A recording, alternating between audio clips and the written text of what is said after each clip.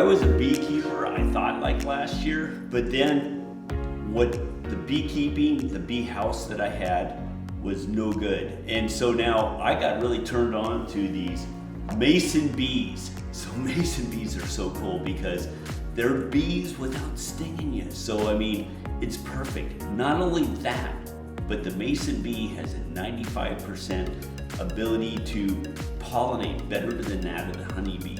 And so I got turned on to these mason bees. And for you, I built this house right here. This is a mason bee house, and it's really, really simple. What you're gonna get is you're gonna get this book right here, and it's got all the information that you need in here, including at the very end, places that you can go online and buy some cocoons. So what you do is you're gonna get these cocoons, and it will tell you when to put them in the house. But what you're gonna do is you're gonna open the top door. You're gonna put 1/3 of 20 cocoons inside up here in the top, right? And then you're gonna put the door back on here, okay? And then you're gonna hang your mason bee house about a high level because you're gonna wanna see these bees do their thing. And where you hang it is also in the book.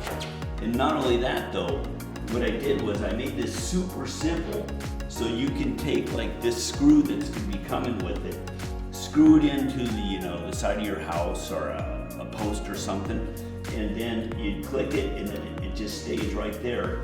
And so it will be firmly attached, okay?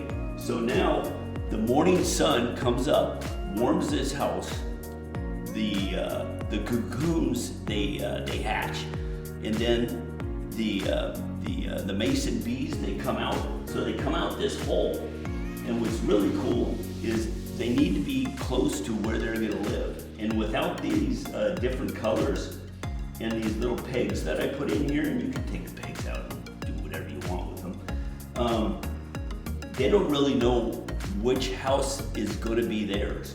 And so what they're gonna do is they're gonna go in there after grabbing all kinds of some mud and some pollen and some nectar.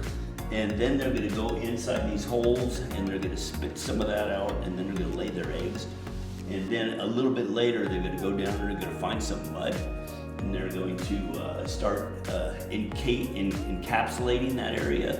And then later on, you're gonna have this whole thing is gonna be just filled full of like mud walls right here.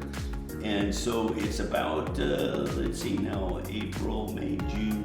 April, May is when the bees will stop doing what they do. And so then what you're gonna do is you take all these out, and then you're gonna take this whole thing out. And so there's all these little mud walls in here. And so, it's about April, May. And so then what you're gonna do is you're gonna put them upside like this, and you're gonna put a screen over the top, and then you put this inside your garage.